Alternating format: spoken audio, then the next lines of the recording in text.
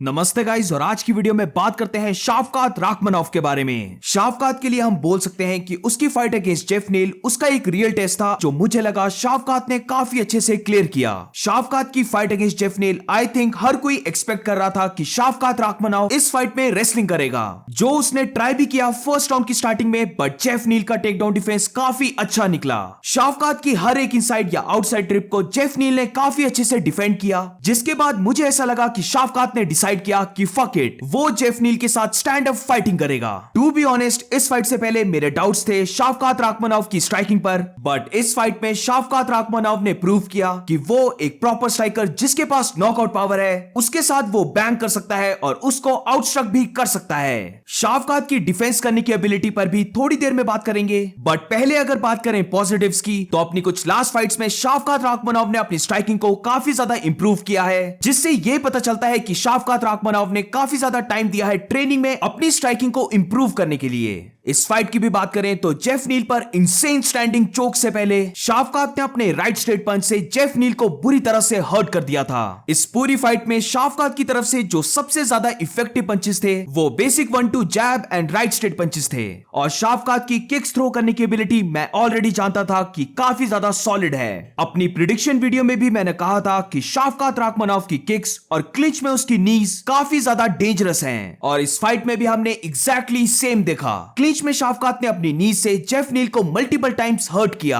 Also इस fight में शाफकात ने अपनी किक्स और स्पिनिंग हेड किक से जेफ नील को एटलीस्ट 2 से 3 बार रॉक किया, और ये सब तभी हो पा रहा था क्योंकि शाफकात राखमनोफ अपनी किक्स को बहुत ज्यादा फास्ट और बिना टेलीग्राफ के थ्रो करता है, जिसकी वजह से उसके ओपोनेंट्स एंटीसिपेट नहीं कर पाते कि किक्स आने वाली हैं। और इसके साथ शाफकात ने जेफ नील को क्या इंसेन फिनिश किया। शाफकात ने स्टैंडिंग पोजीशन से जेफ नील को चोक आउट करके सबमिट कर दिया, और इसके पीछे शाफकात की टेक्निक बहुत ज्यादा इंसेन थी। जेफ नील इस चोक से बचकर ना जा पाए और ये चोक पूरी तरह से लॉक्ड इन हो जाए, इसके लिए शाफकात ने अमेजिंग प्रेजेंस ऑफ माइंड दिखाकर अपनी लेफ्ट लेग को जेफ नील की लेग पर रैप कर दिया और जेफ नील की बॉडी को बैकवर्ड लीन करवा दिया, जिसकी वजह से जेफ नील को टैप आउट करना ही पड़ा। शाफकात के इस मूव से जेफ नील की नेक पर बहुत ज्यादा प्रेशर आ गया था, और टैप आउट करने के बाद जेफ नील को देखकर लग रहा था कि वो ऑलमोस्ट ब्लैक आउट होने वाला था, और इसी विन के साथ शाफकात राखमनोफ अनडिफीटेड 17-0 पे आ गया है। अमेजिंग बात तो यह है कि शाफकात ने 17 की 17 फाइट्स को फिनिश किया है, और अगर वो अपनी फाइट्स को ऐसे ही फिनिश करता रहा तो आई थिंक शाफकात राखमनोफ इस मिडलवेट डिवीजन का चैंपियन बनेगा।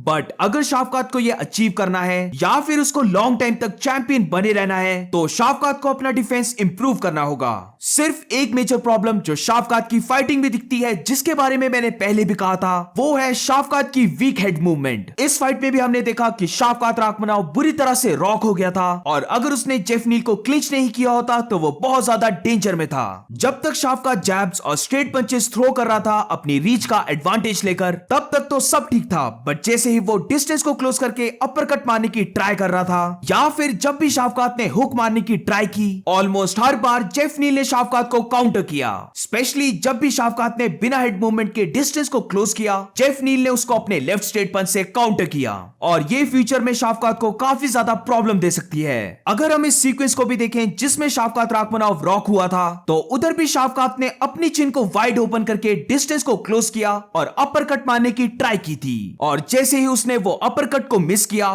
जेफ नील ने राइट पंच से शाफकात को टैग किया, जिसके बाद उसने काफी हैवी लेफ्ट पंच को थ्रो किया और फॉलो किया राइट हुक से। जेफ नील के इस कॉम्बिनेशन ने शाफकात राखमनोफ को बुरी तरह से रॉक कर दिया था। रिप्ले देखने पर हम क्लियरली देख सकते हैं कि शाफकात राखमनोफ की आई स्प्लिट सेकंड के लिए रोल बैक हो गई थी, तो इससे पता चलता है कि शाफकात राखमनोफ को अपनी हेड मूवमेंट को बहुत ज्यादा इंप्रूव करने की जरूरत है। वैसे अगर हम इस फाइट को क्लोजली देखें तो कुछ मूवमेंट ऐसी हैं जिससे पता चलता है कि शाफकात अपनी हेड मूवमेंट को इंप्रूव कर रहा है। फॉर एग्जांपल, इस फाइट में जैसे ही जेफ नील ने अपना राइट स्ट्रेट पंच थ्रो किया, तो शाफकात ने उस पंच को साइडवेज मूव करके डॉज किया, बट स्टिल अगर हम देखें तो शाफकात अपने हेड को वर्टिकल लाइन पे रखता है और अपने हेड को साइडवेज मूव बहुत कम करता है। इस फाइट के बाद शाफकात ने कोबी कविंगटन को कॉल आउट किया है, और अगर ये फाइट होती है तो ये काफी ज्यादा इंटरेस्टिंग फाइट होगी। कोबी कविंगटन जरा भी शाफकात के लिए एक इजी फाइट नहीं रहने वाला है। कोबी कविंगटन की फाइट में शाफकात की ग्रैपलिंग, उसकी क्लिंच और स्पेशली उसका स्टेमिना टेस्ट होगा। ऑल्सो मैंने देखा है कि काफी ज्यादा लोग शाफकात का कंपैरिजन करते हैं हमजा चिमाएव से,